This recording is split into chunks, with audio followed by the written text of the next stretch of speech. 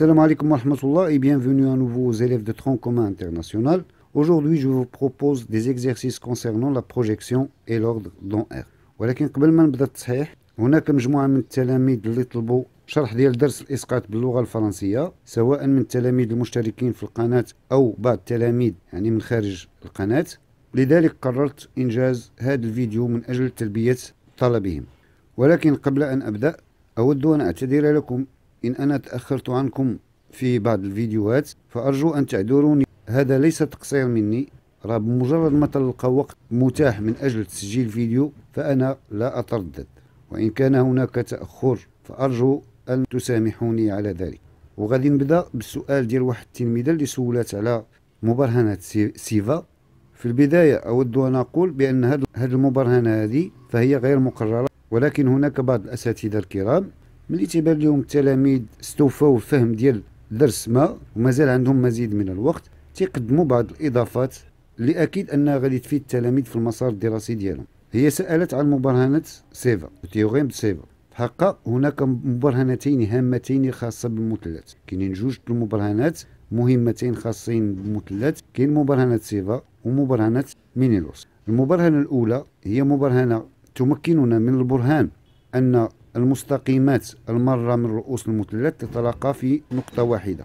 إذا اعتبرنا واحد المثلث أ بي سي بحيث أن كيو نقطة من أ سي و آر نقطة من أ بي و بي نقطة من بي سي، المستقيمات المارة من رؤوس المثلث تتلاقى في نقطة إلى تحقق الشرط التالي: جداء نسب القياسات الجبرية بي بي على بي سي في كيو سي على كيو أ في ار أ على ار بي تساوي ناقص واحد. أولا، ما الفرق بين قياس جبري وقياس هندسي؟ هاد جوج الكتابات تعبروا على المسافة، إلا أن هذه الكتابة فالمسافة دائما تكون موجبة. أما ملي تنعبر عليها بالقياس الجبري فيمكن أن تكون سالبة ويمكن أن تكون موجبة. ونتحدث عن القياس الجبري إذا كنا بصدد دراسة هذا المثلث في معلم.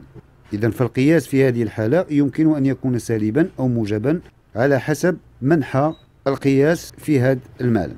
إذن حتى لا أطيل عليكم، قلنا بأن جداء القياس الجبري الذي يمكن التعبير عليه بطريقة أخرى يعني بالقياس الهندسي بي بي على بي سي في كيو سي على كيو أ في ار أ على ار بي، وهذه المرة يكون يساوي واحد.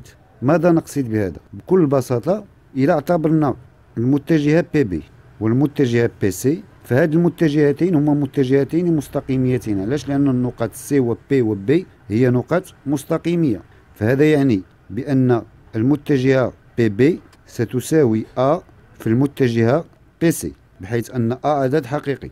ونفس الشيء بما أن سي و كيو و أ نقط مستقيمية فأيضا هي تحقق العلاقة التالية: كيو سي تساوي بي في المتجهة كيو أ. ونفس الشيء بالنسبة للمتجهة ار أ، بما أن النقط أ و ار و بي نقط مستقيمية، ار أ ستحقق العلاقة سي في ار بي. إذن فهذا الشرط اللي عطينا هنايا يمكن صياغته بطريقة أخرى: هذه المستقيمات ستتلاقى في نقطة واحدة شرط أن معاملات استقامية أ و بي و سي يعني الجداء ديالها خصو يكون تساوي واحد. إذا سوى لنا الجداء ديال هذه المعاملات ديال الاستقامية واحد فهذا يعني بأن هذه المستقيمات هي تتقاطع في نقطة واحدة اللي غنسموها إي. هذا كان فيما يخص مبرهنة سيفا.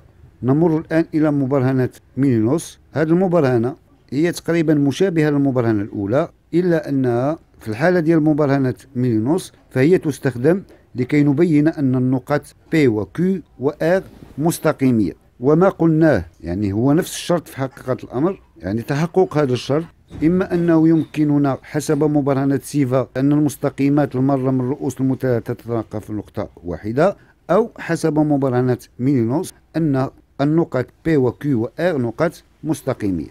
كان هذا من أجل الإشارة فقط، وإن شاء الله إذا كان بالإمكان وكان هناك وقت كافي سأحاول إنجاز فيديو خاص بهذه المبرهنتين وبالبرهان عليهما حتى تتضح الأمور بشكل جيد. إذا نمر الآن إلى ما يهمكم في هذا الدرس. Sûrement vous connaissez la projection orthogonale d'un point sur une droite. Et vous savez, si on veut tracer la projetée orthogonale de M sur D, on n'a qu'à tracer une droite passant par M et perpendiculaire à D, et le point d'intersection M' entre cette droite et D sera la projetée orthogonale du point M. Et en réalité, cette projection orthogonale n'est qu'un cas particulier de la projection qu'on va aborder aujourd'hui. Généralement, prenons D et delta deux droites séquentes au point I par exemple, يعني مستقيمان متقاطعان في النقطة I, et M un point du plan. Il y a trois cas pour ce point M. Le premier cas, M n'appartient ni à D ni à delta. Ça veut dire le point M sera quelque part dans le plan. Si on veut tracer la projetée de M sur delta parallèlement à D, on n'a qu'à tracer une droite passant par M et parallèle à D, et le point d'intersection entre cette droite et delta sera M', la projetée de M sur delta parallèlement à D. Le deuxième cas, M appartient à D.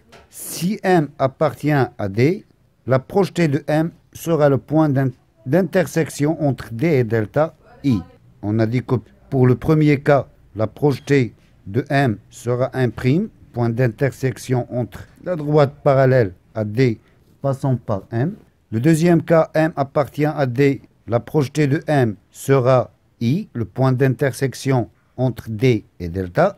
Et le troisième cas, si M appartient à delta. Là, on dit que M est un point invariant.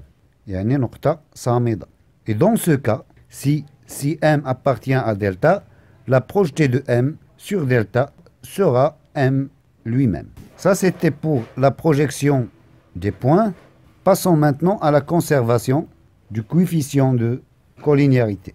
Qu'est-ce qu'on veut dire par la conservation de coefficient de collinéarité? Pour cela, on va prendre deux droites D et delta séquentes en I, et on aura trois points alignés A, B et C, et on va tracer les projetées de chaque point. Ça veut dire on va tracer tout d'abord la projetée de A sur delta, qui sera A', la projetée de B, qui sera B', et la projetée de C, qui sera C'.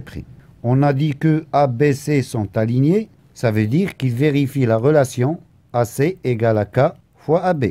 Et A', B', C' sont les projetés successivement de A, B et C, alors A', C', le vecteur A', C' égale à K fois A', B'.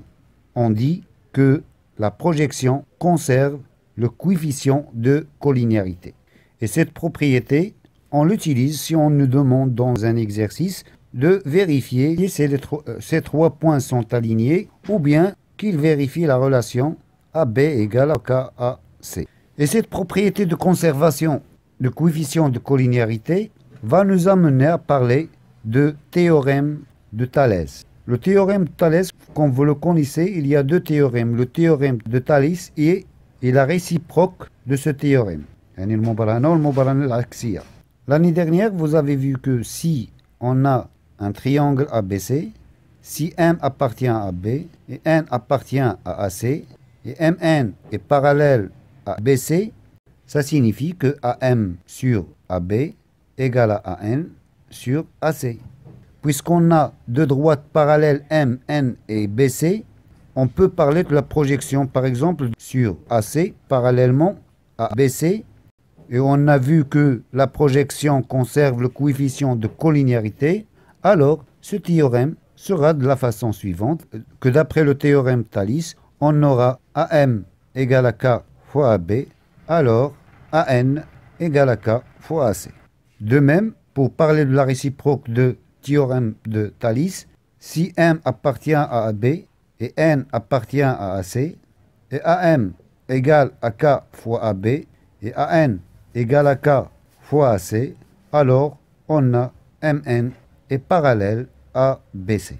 J'espère que ce qui a été expliqué jusqu'à maintenant est clair. Passons maintenant à la correction des exercices. Et commençons par le premier exercice concernant la projection. Soit ABC un triangle et Q le milieu de AC, P un point de la droite et BC, tel que le vecteur BP égale à un tiers le vecteur BC. On va tracer tout d'abord le triangle ABC. On a Q le milieu de AC, et P, un point de la droite BC qui vérifie la relation suivante. Ça veut dire le vecteur BP égale 1 tiers BC. Ça signifie que le point P sera ici et on aura que BP égale à 1 tiers de vecteur BC.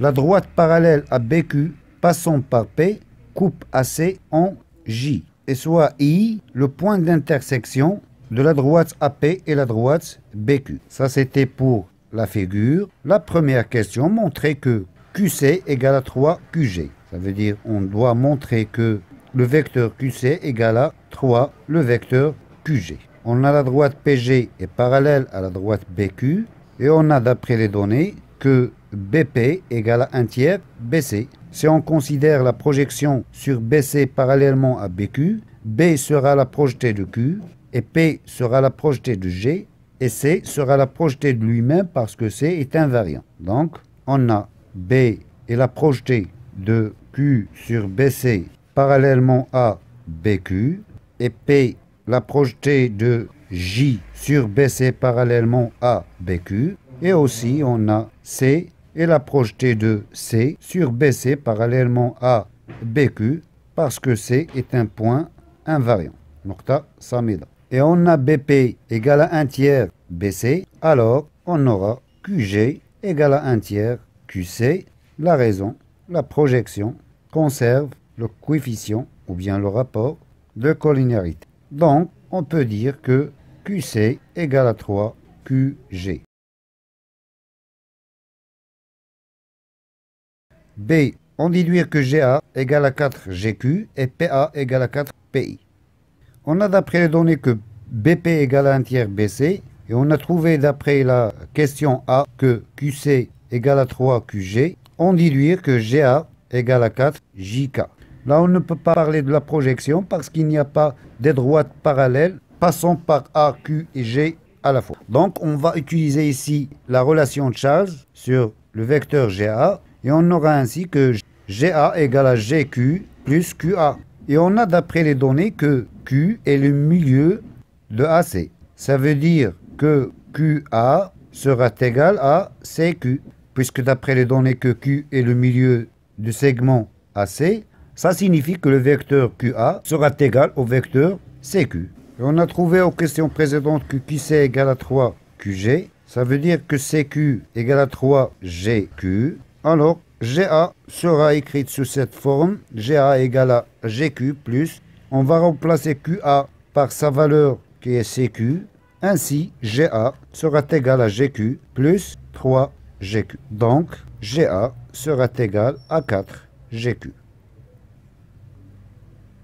Passons maintenant à vérifier que PA égale à 4 PI. On veut maintenant vérifier que PA égale à 4 PI. On a toujours que BQ est parallèle à PG. On va considérer maintenant la projection sur AC parallèlement à BQ. Ça veut dire que J sera la projetée de P sur AC parallèlement à BQ et Q sera la projetée de I sur AC parallèlement à BQ et A sera la projetée de lui-même parce que A c'est un point invariant. On aura J et la projetée de P sur AC parallèlement à BQ et Q est la projetée de I sur AC parallèlement à BQ et finalement A est la projetée de lui-même sur AC parallèlement à BQ parce que A est invariant. Et on a trouvé d'après la question précédente que GA égale à 4 GQ. Ça signifie que PA égale à 4 PI parce qu'on a dit que la projection conserve le coefficient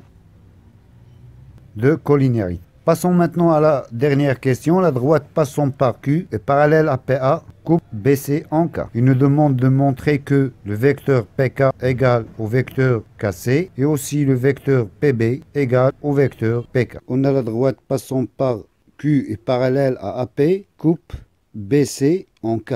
Et puisqu'on a la droite AP est parallèle à la droite QK, donc on va considérer la projection sur AC parallèlement à AP. On aura ainsi que A est la projetée de P sur AC parallèlement à AP. De même, Q est la projetée de K sur AC parallèlement à AP. Et le point C est la projetée de lui-même parce qu'on a dit que C est un point invariant. Et d'après les données, on sait que Q est le milieu de AC, ce qui va nous permettre de dire que le vecteur AQ égale au vecteur QC. Et puisque la projection conserve le coefficient de collinéarité, donc, puisque AQ égale à QC, alors PK sera égal à KC. Passons maintenant à montrer que le vecteur BP égale au vecteur PK. Là aussi, on ne peut pas utiliser la projection pour vérifier cette relation parce qu'il n'y a pas de droite parallèle qui nous permet d'utiliser la projection. C'est pour cela qu'on va se référer aux données qu'on a précédemment. On a d'après les données que BP égale à 1 tiers BC.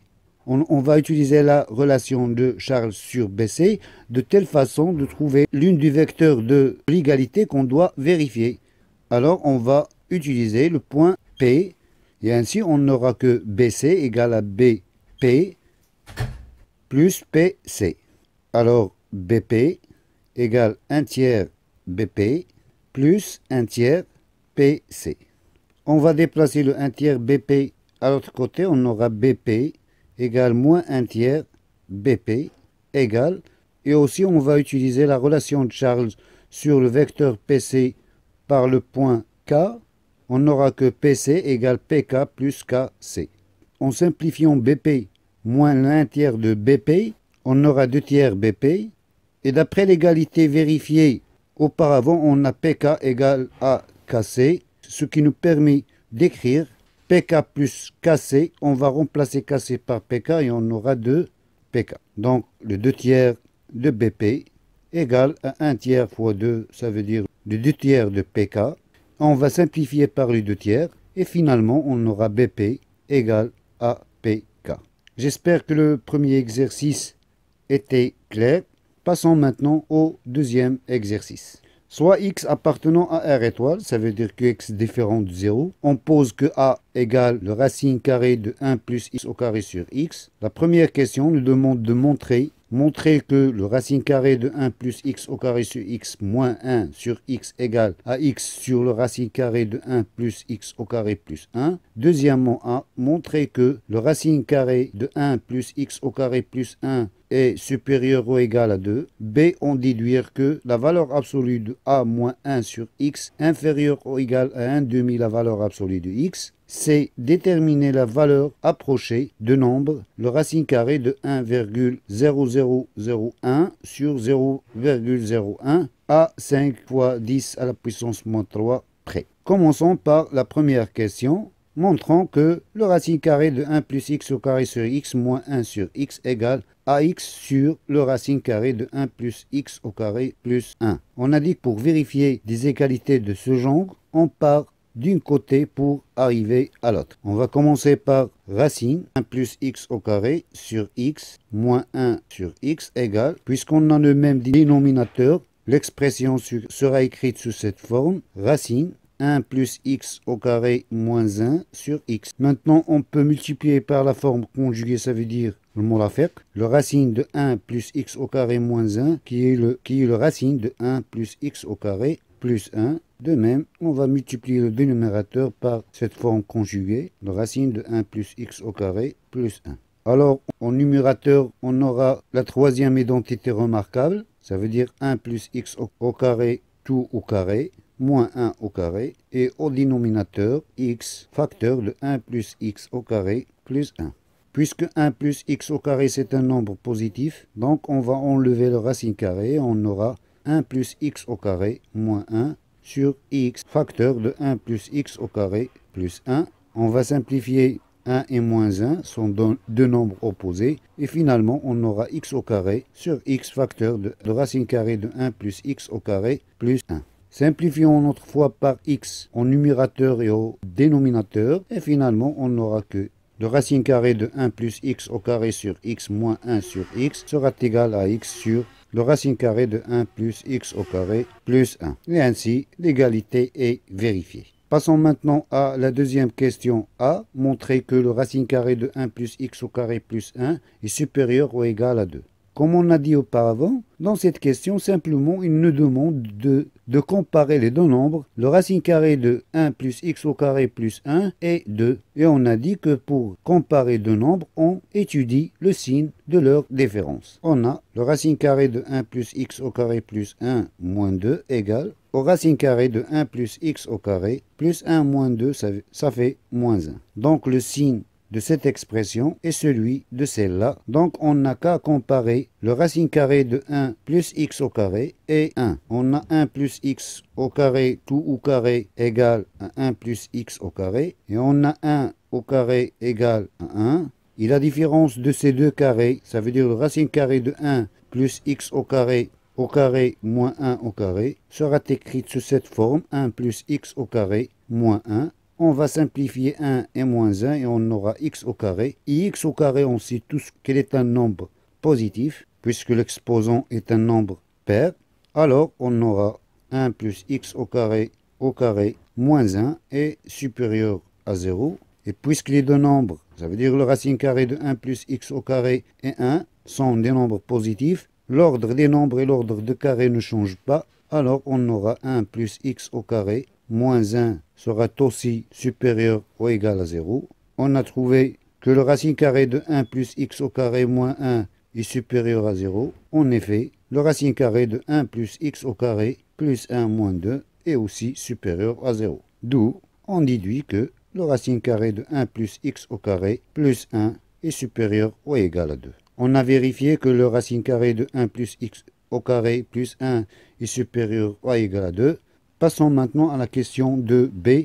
On déduire que la valeur absolue de A 1 sur x inférieure ou égale à 1 demi fois la valeur absolue de x. D'après la question de A, on a vérifié que la racine carrée de 1 plus x au carré plus 1 est supérieur ou égal à 2.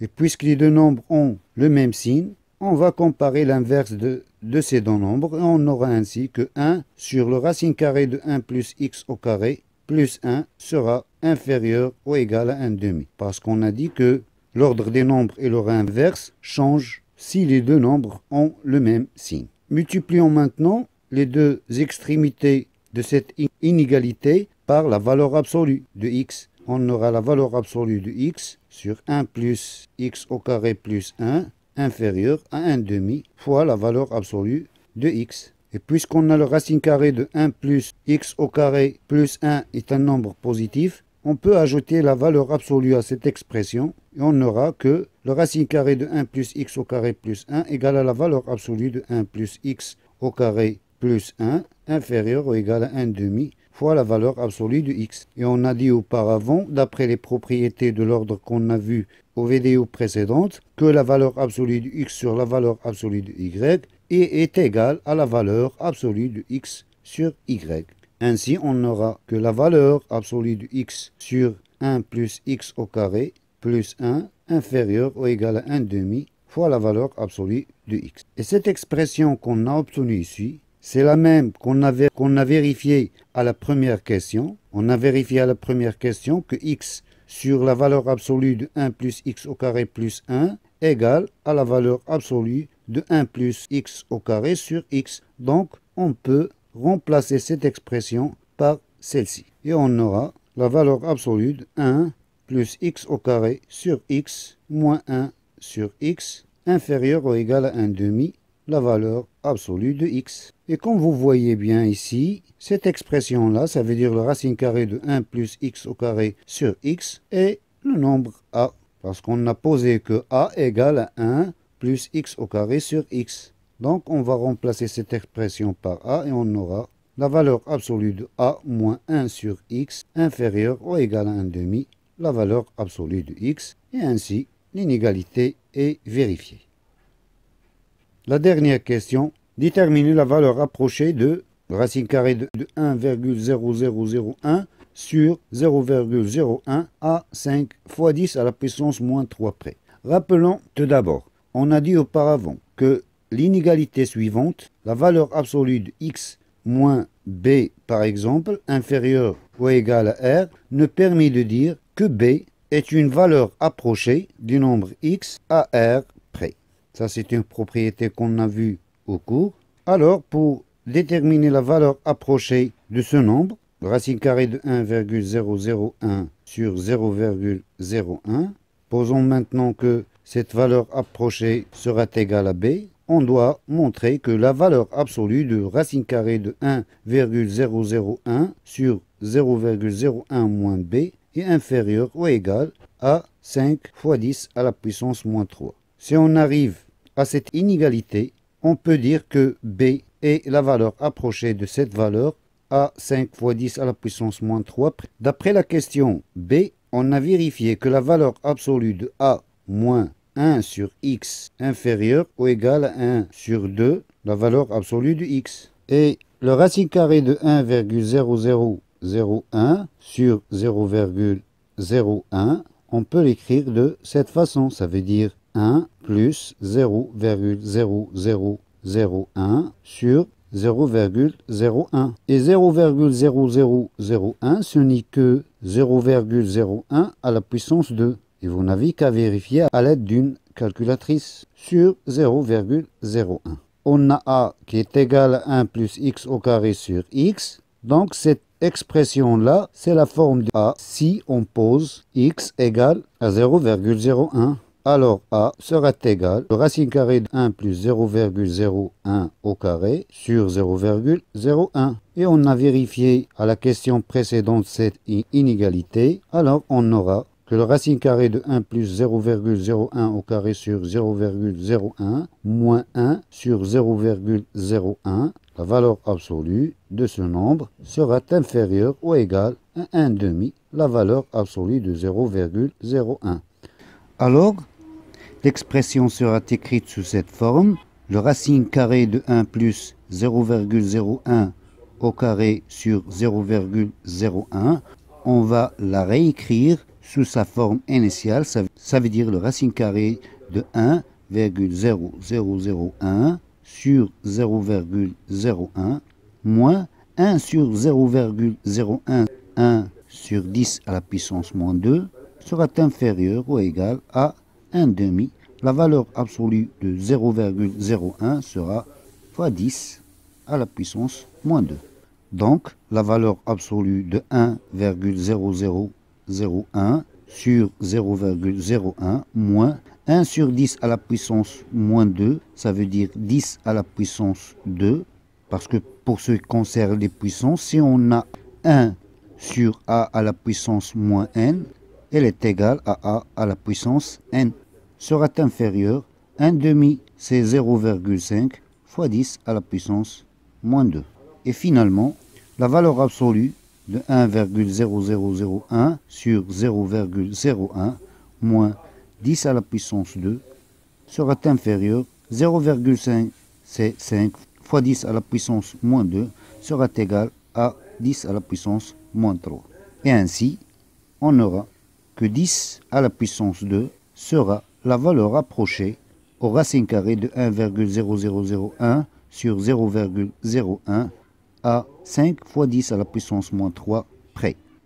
Alors, 10 à la puissance 2 est la valeur approchée au nombre racine carrée de 1,001 sur 0,01 à 5 fois 10 à la puissance moins 3 près. C'est la fin de cette vidéo. J'espère que ce qui a été expliqué est très clair. Je vous dis à bientôt pour une autre vidéo. Et bonne chance à tous. Wassalamu alaikum wa rahmatullahi wa barakatuh.